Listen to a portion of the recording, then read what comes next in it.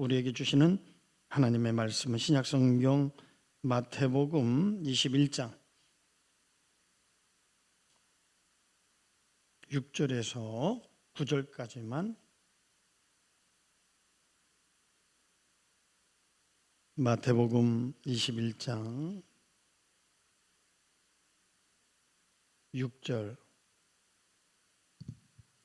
제자들이 가서 예수께서 명하신 대로 하여 나귀와 나귀 새끼를 끌고 와서 자기들의 겉옷을 그 위에 얹음에 예수께서 그 위에 타시니 무리의 대다수는 그들의 겉옷을 길게 펴고 다른 이들은 나뭇가지를 베어 길에 펴고 앞에서 가고 뒤에서 따르는 무리가 소리 높여 이르되 호산나 다윗의 자손이여 찬송하리로다 주의 이름으로 오시는 이여 가장 높은 곳에서 호산나 하더라. 아멘. 할렐루야. 오늘은 이제 고난 주간 시작에 오늘부터 이제 토요일까지 고난 주간이고 다음 주는 부활절을 맞이하게 됩니다. 우리는 오늘 예수님이 십자가에 달려 돌아가시기 위해서 나귀 새끼를 타고 입성한 날을 종려주일이라 그래요. 예수님께서 예루살렘에 입성할 때 군중들이 종려나무 가지를 흔들고 길에다 옷을 피고 호산나 다윗의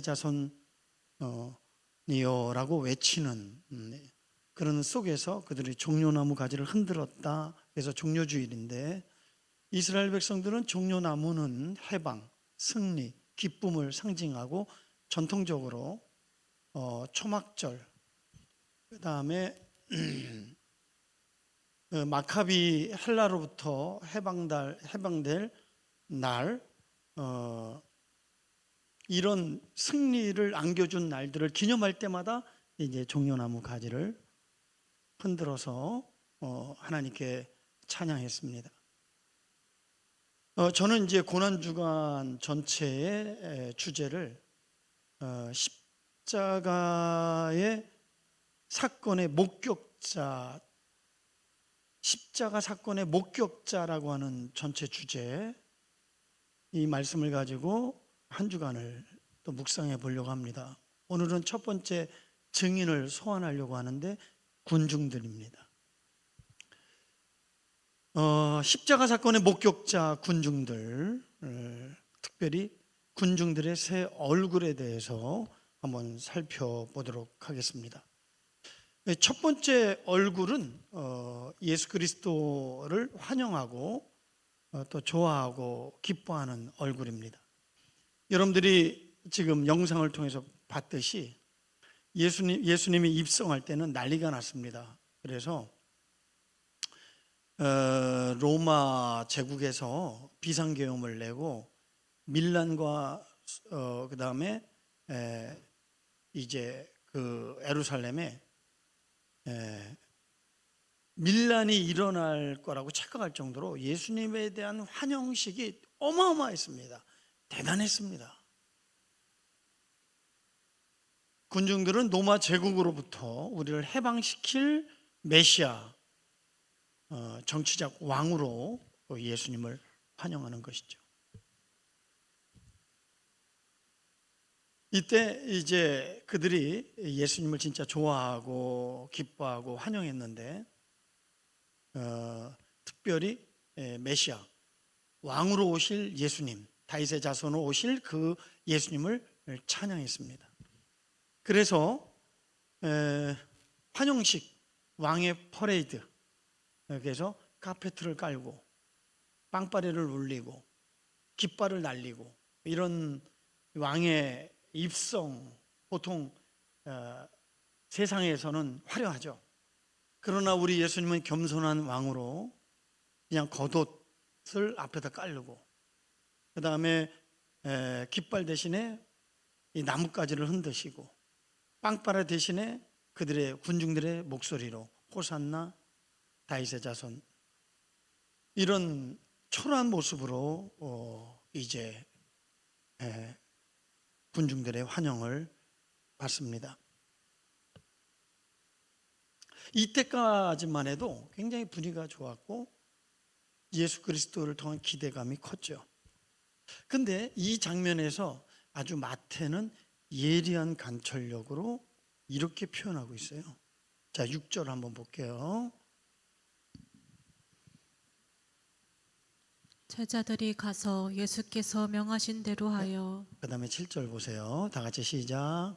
나귀와 나귀 새끼를 끌고 와서 자기들의 겉옷을 그 위에 얹음에 예수께서 그 위에 타시니. 자, 요 장면을 우리가 조금 집중할 필요가 있어요. 오늘 말씀의 십자가 사건의 목격자 군중들에 대한 이야기예요. 우리 모든 얘기를 이 군중들을 향하여 초점을 갖고 따라오시고 이 말씀을 이해하셔야 돼요. 자, 마태는 예리한 관찰로 이렇게 표현합니다. 제자들이 먼저 옷을 깔고 소리를 외치며 예수님을 환영했습니다.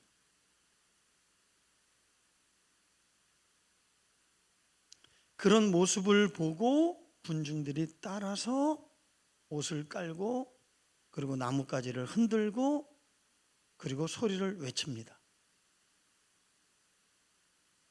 그러니까 이 군중들은 예수 그리스도가 누구이시며 왜 오셨으며 왜 입성하는지를 몰라요. 단지 분위기에 휩싸여서 많은 사람들이 몰려가니까 덩달아 쫓아가고 외치니까 그냥 외치는 거예요. 이거를 우리는 군중신앙이라 그러고 모방신앙이라고 하는 거예요.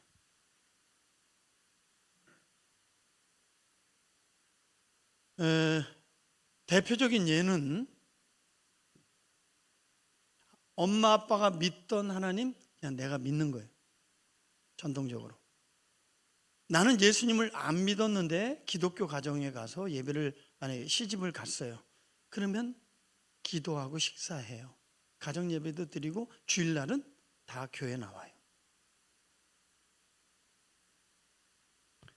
특히 저는 이제 미션 스쿨 다니다가 목사까지 되었는데요. 원더우드 박사가 세운 서울 경신중고등학교 다니면서 교회를 다니기 시작했습니다.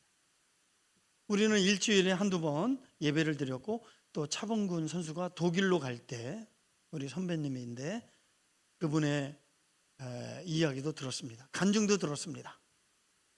그래서 축구하다가 다리가 다쳐서 심하게 다쳐서 썩어 들어가는 병에 걸렸을 때 우리 경신중고등학교 이제 그 목사님 그분과 더불어서 기도로 하나님께 매달림으로 치료받는 그런 간증도 직접 들었습니다. 그렇게 해서 미아리고개 도남 제1장로교회를 제가 다니게 되었습니다. 주보도 가지러 가고 또 차장으로 주보도 이렇게 학생회 밀기도 했습니다. 그러나 학교를 졸업하는 순간 빠이빠이. 하나님을 떠나고 교회를 다니지 않았습니다. 군중신앙이죠. 또 우리가 군대 가면 제가 장교 생활할 때 종교 사역병이라고 있었습니다. 자, 수요일 날 되면 각 소대마다 10명씩 나와야 됩니다. 특히 대대장이 집사였기 때문에 아이들 교회 보내. 그러면 그래서 종교 사역병이라고 하는 거예요. 각 소대마다 본부 앞으로 10명씩 집결합니다. 그러면 계급이 낮은 신병들은 내무반에 있으면 고참으로부터 시달리죠. 초코파이 준다, 라면 준다 그러면 더 많이 가요. 그래서 한 4, 50명이 가면 제가 연대 군목도 했기 때문에 연대장이 마침 집사였고 크리스찬이었기 때문에 연대장이 나오면 대대장도 같이 나가는 거예요. 연대장이 만약에 카톨릭 신자면 카톨릭에 다 나가고 불교면 불교로 다 나가는 거예요. 왜? 그 연대장의 그 평가가 되게 중요하기 때문에 잘 보여야 됩니다. 다 이 군중신앙이에요. 우리는 마태는 굳이 이 이야기를 지적하고 있는 거예요. 군중신앙의 위험성. 그래서 군중신앙이 얼마나 위험한가, 그 다음 이야기가 그거를 증명해 주고 있는 겁니다. 개인적인 확신 없이, 고백 없이, 그런 분위기에 전통적으로 많은 사람들이 그 분위기에 휩싸여 덩달아 군중 심리에 이끌려 행하는 그 행위가 얼마나 위험한 신앙인가를 가르쳐주고 있는 것입니다. 그런데요, 이 종려주일 예수 그리스도의 그 입성의 이 사건 속에 사도 요한은 다른 관철, 다른 이야기를 하고 있습니다. 사도 요한은 예수님의 그 환영식에 또 다른 한 무리를 소개하고 있어요. 예, 이 요한복음에만 나와요. 자, 어떤 이야기냐면 이 이야기가 굉장히 단순하면서도 굉장히 영적인 의미가 있어요. 요한복음 12장 20절입니다. 시작. 명절에 예배하러 올라온 사람 중에 헬라 몇이 있는데 대다수의 사람들은 이 메시아, 유대인들이 예수님에 대한 그 기대, 최고조의 그런 분위기였죠. 환영식에 다 휩싸여서 흥분하다가 다 사라질 때 한 무리가 예수님을 찾아옵니다.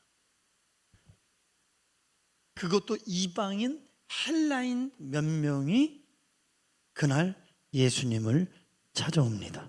자, 21절 시작. 그들이 갈릴리 벳세다 사람 빌립에게 가서 청하여 이르되 선생이여 우리가 예수를 배웁고자 하나이다 하니 이들은 왜 예수님을 찾았을까라는 거예요. 자, 이 사도 요한의 시각으로 대다수의 군중들은 메시아일 거야, 저분이 우리를 해방시킬 수도 있어 라고 하는 이런 기대감은 있었어요. 확신은 없었지만 자기들의 목적에 부합한 그런 메시아가 되어주기를 소망하면서 환영식을 했어요. 개인적인 주님과의 인격적 관계나 또 회심 없이, 고백 없이 그냥 군중 심리, 그 분위기에 압도되어서 환영식이 끝나니까 그냥 다 흩어지는 거예요. 그 중에 몇몇 헬라인이 예수님을 찾았습니다. 자, 여러분들에게 질문합니다. 이 사람들은 왜 예수님을 찾았을까요?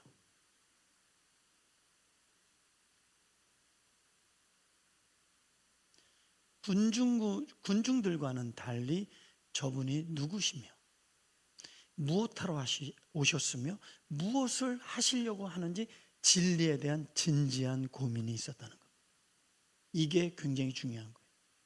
사도 요한은 이 군중들의 어떤 분위기, 그 기대감, 흥분, 이런 것에 치우치지 않고 예수님에 대해서 진지한 관심과 진리에 대한 갈망으로 찾아온 이 헬라인에게 클로즈하고 있어요. 그런데 놀라운 표현이 있습니다. 여러분들이 한번 해석해 봐요. 이 장면을 예수님은 하나님의 사인으로 봤다. 뭐라고요? 따라합니다. 하나님의 사인.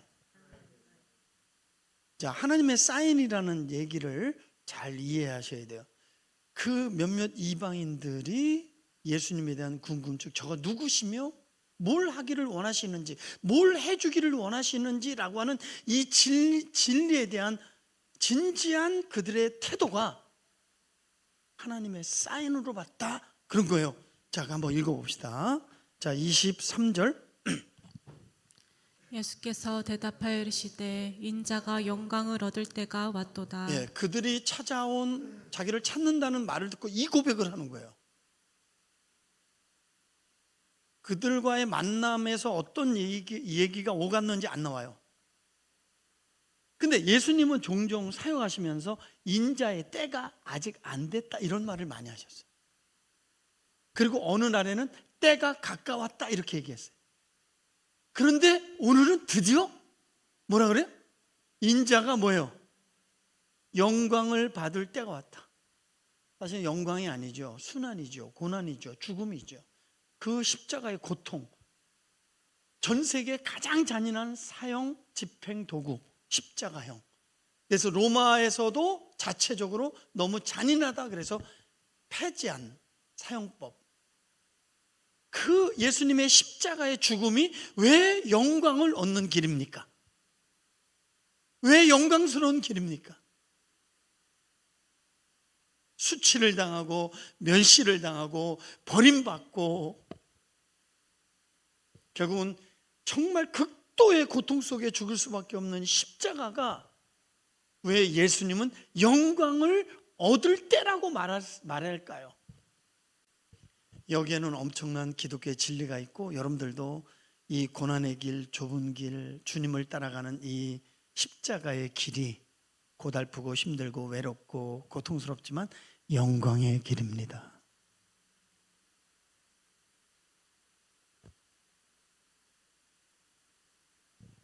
이 사건은 암시적 내용을 갖고 있는 거예요. 결국 예수님은 본토 자식 이스라엘로부터 버림받았다. 내어줬다. 이 단어가 되게 중요해요. 내어줬다. 사단에게 내어준 거예요. 적들에게 내어준 거예요. 그들이 내어줬어요.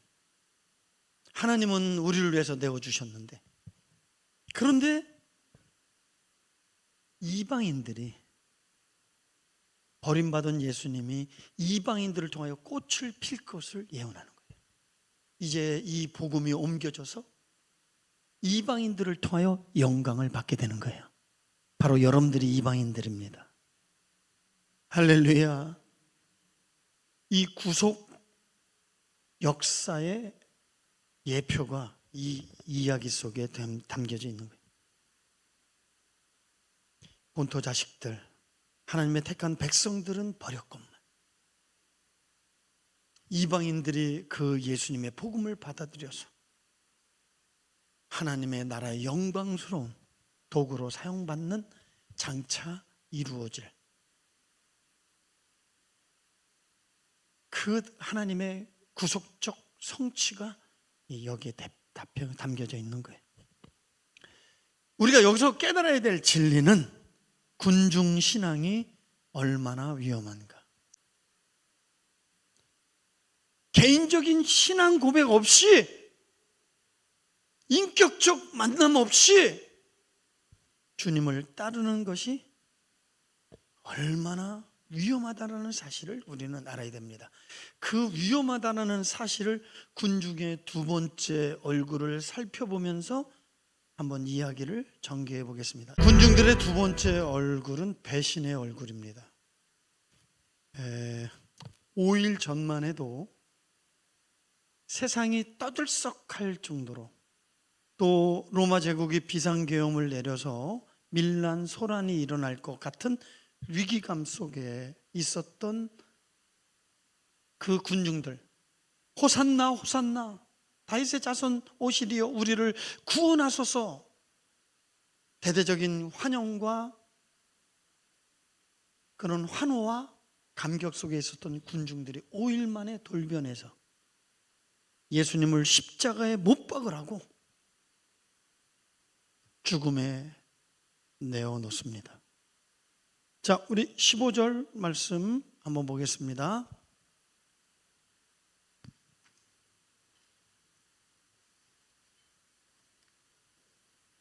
그래서 전혀 다른 얼굴, 전혀 다른 얼굴.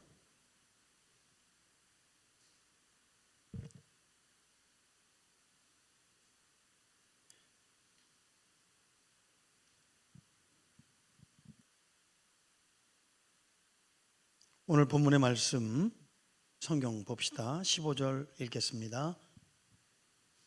대제사장들과 서기관들이 예수께서 하시는 이상한 일과 또 성전에서 소리질러 호산나 다윗의 자손이여 하는 어린이들을 보고 노하여 계속요. 예수께 말하되 그들이 하는 말을 듣느냐. 예수께서 이르시되 그렇다. 어린 아기와 젖먹이들의 입에서 나오는 찬미를 온전하게 하셨나이다 함을 너희가 읽어본 일이 없느냐 하시고 그들을 떠나 성 밖으로 베다니에 가서 거기서 유하시니라. 자, 20절 읽겠습니다. 20절. 제자들이 보고 이상히 여겨 이르되 무화과 나무가 어찌하여 곧 말랐나이까. 27장 20절로 다시 우리 교독하는 자매가 한번 읽어주세요. 대제사장들과 장로들이 무리를 권하여 바라바를 달라하게 하고 예수를 죽이자 하게 하였더니 21절. 총독이 대답하여 이르되 둘 중에 누구를 너희에게 놓아주기를 원하느냐. 이르되 바라바로소이다. 22절. 빌라도가 이르되 그러면 그리스도라 하는 예수를 내가 어떻게 하랴. 그들이 다 이르되 십자가에 못 박혀야 하겠나이다. 아멘. 십자가에 못 박으라고 외칩니다. 그런데 마가도 그렇고 마태도 그렇고 여기에 아주 중요한 음모가 있습니다. 대제사장과 장로들이 무리를 권하여, 마태는 이렇게 표현했지만 마가는 15장 15절에서 대제사장들이 무리를 충동하여 오히려 충동질했다. 이 말은 군중 몇 명을 매수했습니다. 매수해서 예수 그리스도를 신성 모독죄로 사내들인 공회가 로마에 고발을 했어요. 그 신성 모독죄로는 못 죽이기 때문에 반역죄로 죽이기 위해서 유대인의 왕 열심당 독립투사로 몰아서 영모죄로 예수님을 죽이는 음모를 가진 것입니다. 그런데 군중들을 충동한 거예요. 몇 명이 예수를 못 박으라, 저는 사기꾼이다, 이렇게 충동할 때 군중들은 또 분위기가 그러니까, 다른 사람이 그러니까 또 십자가 못 박아라, 저는 사기꾼이다, 도둑놈이다, 가짜, 이렇게 군중들은 거기에 휩쓸려 또 그런 행위를 하는 겁니다. 심지어는 27장 23절에 보면 빌라도가 도리어 변호해요. 봐봐요. 빌라도가 이르되 어찌미냐, 이는 악한 일을 하였느냐? 그러니까 두 번의 신문과 빌라도는 세 번의 판결을 통하여 그는 죄가 없다. 도리어 빌라도가 좀 변호하고 있는 겁니다. 군중들은 십자가에 못 박으라고 외칩니다. 이것이 군중신앙의 위험성입니다. 여러분들이 주는 그리스도요 살아계신 하나님의 아들입니다. 이 고백과 그리고 예수님을 나의 구세주와 주님으로 인정하고 그분을 따르지 않으면 여러분들은 오늘 저 군중 속에 있는 군중의 한 명이 될 것입니다.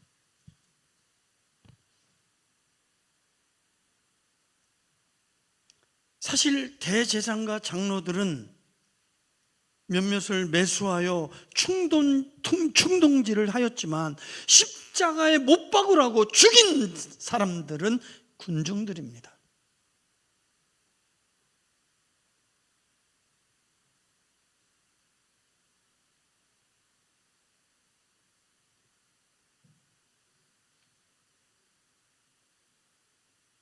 결국 이 군중들은 하나님의 사랑과 은혜를 저버리고 배신적 행위를 합니다.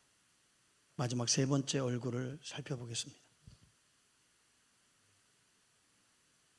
이 군중들은 하나님을 배신하고 예수 그리스도를 버렸지만 하나님은 그들을 버리지 않으셨습니다. 예수 그리스도가 십자가에 달려 죽으시고 50째 되는 날, 세 번째 군중들의 얼굴이 등장합니다. 자, 사도행전 2장 14절 읽겠습니다. 베드로가 11사도와 함께 서서 소리를 높여 이르되 유대인들과 예루살렘에 사는 모든 사람들아, 이 일을 너희로 알게 할 것이니 내 말에 귀를 기울이라. 이거 사도 베드로의 설교예요. 그래서 성령 충만하여 베드로가 입을 열어서 군중들을 향하여 설교하는 거예요. 이 설교의 하이라이트, 결론은 이겁니다. 자, 36절 시작. 그런즉 이스라엘 온 집은 확실히 알지니 너희가 십자가에 못 박은 이 예수를 하나님이 주와 그리스도와 되게 하셨느니라 하니라. 너희가 십자가에 못 박인 그 예수가 하나님의 아들이며 메시아이며 구원자라고 베드로는 외쳤습니다. 이때 이 군중들이 이 말을 듣고 37절 시작. 그들이 이 말을 듣고 마음에 찔려 베드로와 다른 사도들에게 물어 이르되 형제들아, 우리가 어찌할꼬 하거늘. 38절 베드로가 이르되 너희가 회개하여 각각 예수 그리스도의 이름으로 침례를 받고 죄 사함을 받으라. 41, 그리하면 성령의 선물을 받으리니. 41절 그 말을 받은 사람들은 침례를 받음에 이 날에 신도의 수가 3,000이나 더하리라. 한번 따라합니다. 그 말을 받은 사람들은 하나님이 군중들을 향하여 또 한 번의 기회를 주신 것입니다.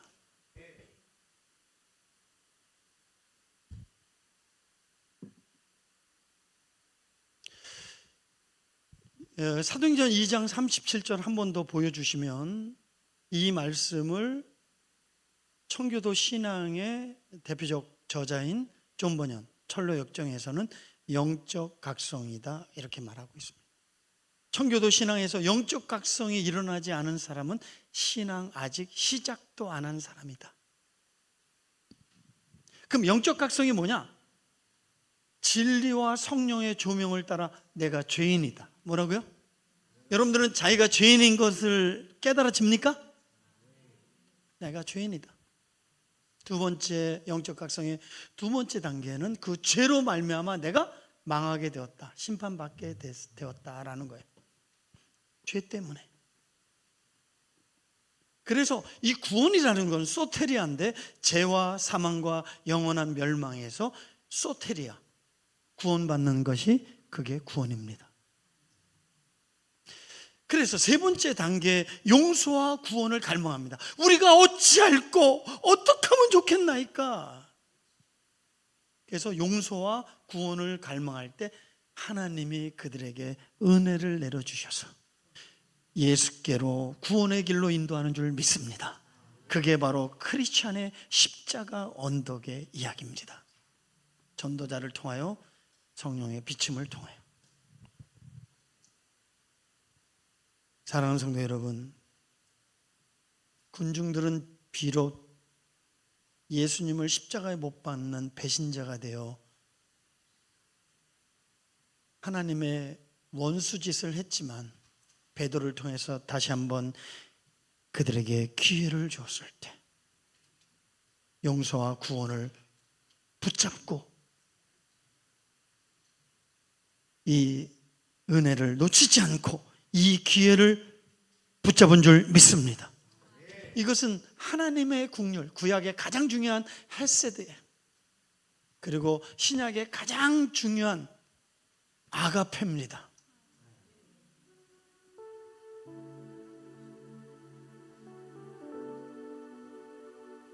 예수 하나님의 사랑 주독생자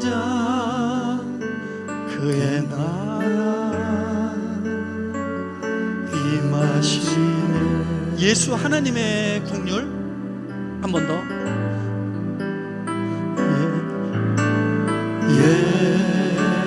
예수 하나님의 국률 하나님의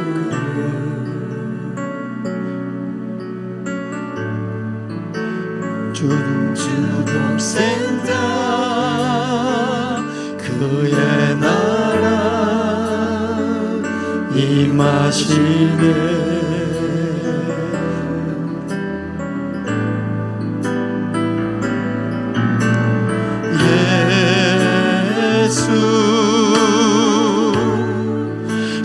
예물이 되신 주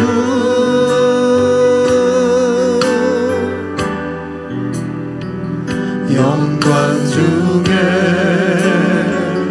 그의 나라 임하시네.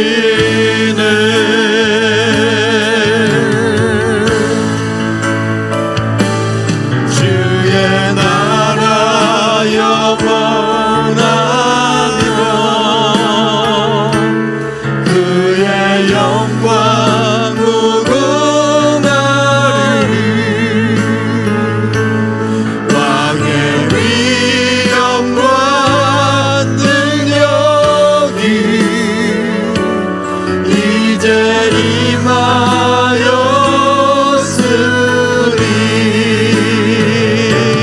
주의 주권과 주의 통치와 주의 나라 힘과 권세 임하리.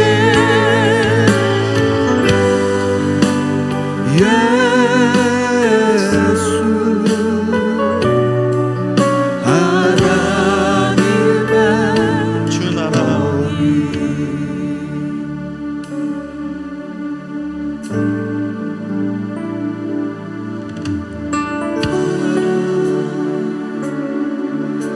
너는 어여쁘고 참귀하다 어느 주님의 나라와 뜻이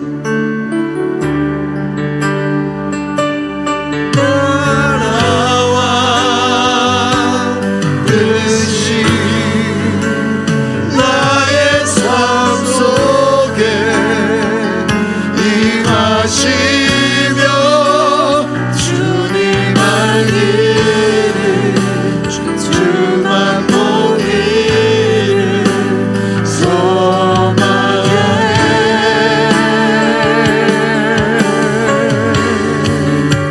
거룩히 살아갈 힘과 두려움 없는 믿음 주신 나의 하나님 완전한 사랑 찬양해. 예수님은 하나님의 긍휼, 하나님의 사랑 아가페이십니다. 하나님의 공의를 완전히 만족시킨 분은 예수 그리스도의 십자가입니다. 결론을 맺힙니다. 사랑하는 성도 여러분, 꼭 기억하십시오. 여러분들은 군중들입니까?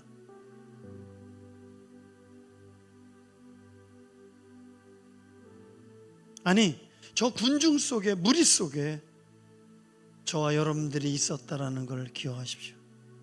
아니, 2000년 전에 우리는 태어나지도 않았는데 어떻게 우리가 군중들 속에 있었습니까? 2000년 전에 군중들은 예수님을 십자가에 못 박으라고 내어줬습니다. 사실은 그들이 내어준 게 아니라 우리의 죄가 예수님을 내어준 것입니다. 우리는 십자가의 공모자들입니다. 예수님은 나와 여러분들의 죄 때문에 십자가에 달려 돌아가신 것입니다.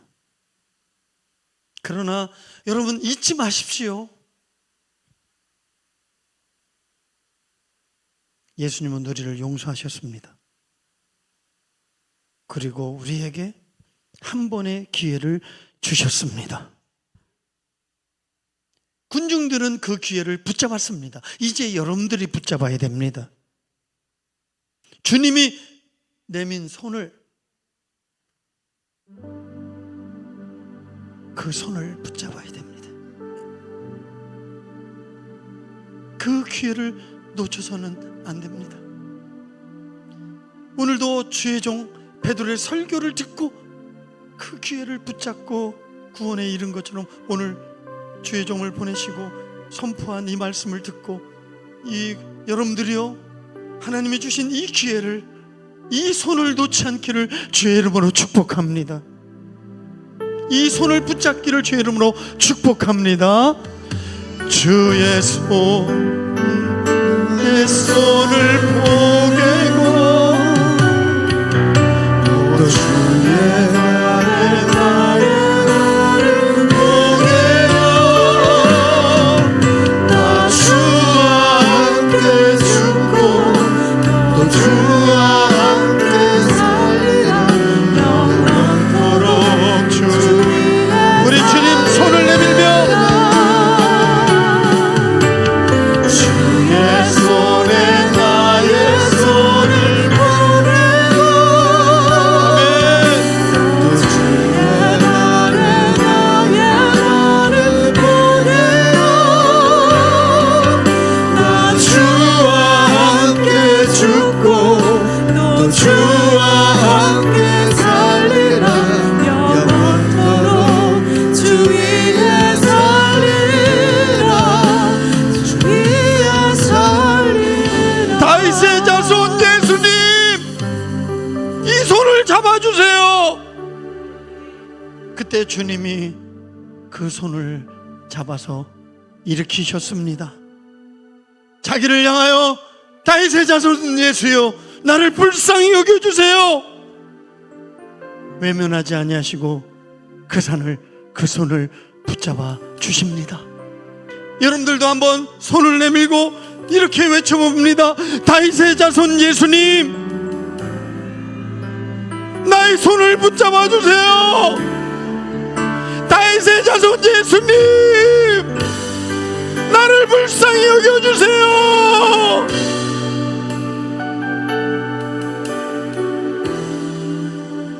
이 손을 붙잡아 주세요. 이 손을 놓지 말아 주세요. 이 손을 붙잡아 주세요. 우리 한번 주여 삼자로 기도합니다. 주여 주여 주여 군중들이여 너희가 못 박은 그 예수는 살아나셨고 그는 하나님의 아들 메시아요 그렇지만 하나님이 그를 우리의 주와 주님으로 삼으셨느니라. 누구든지 그를 믿는 자는 영생을 얻으리로다. 그분만이 죄와 사망과 멸망의 나를 구원할 자요 그분의 피 묻은 소만이 우리를 죄와 사망에서 건질 하나님의 구원의 유일한 방법이 하나님 감사합니다. 이 손을 잡아주심을 나도 그 주님의 손을 붙잡고 주님과 함께 이 길을 걷겠나이다. 하나님 감사해요.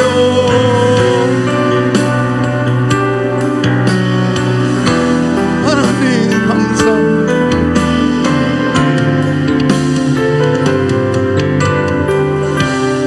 부름만 한 번 더. 주의 손에 나의 손을 포개고 주의 나의 발을 포개요 나 주와 함께 살고 나 주와 함께 살리라 영원토록 주 위에 살리라. 여러분들만 한번 해보세요. 주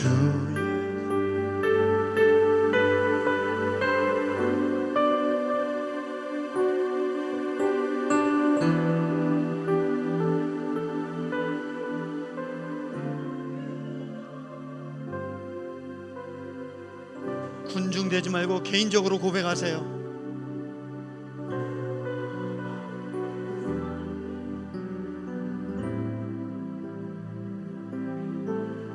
다시 한번 우리 다 같이 주의 손에 나의 손을 주의 손에 나의 손을 보내어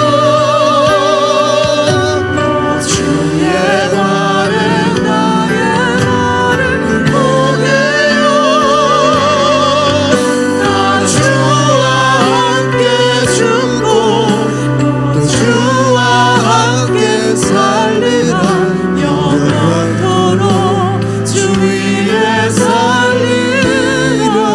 살리라. 주 위에 살리라.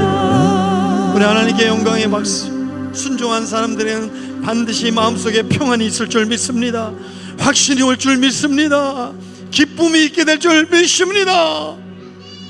이 시간은 우리 학생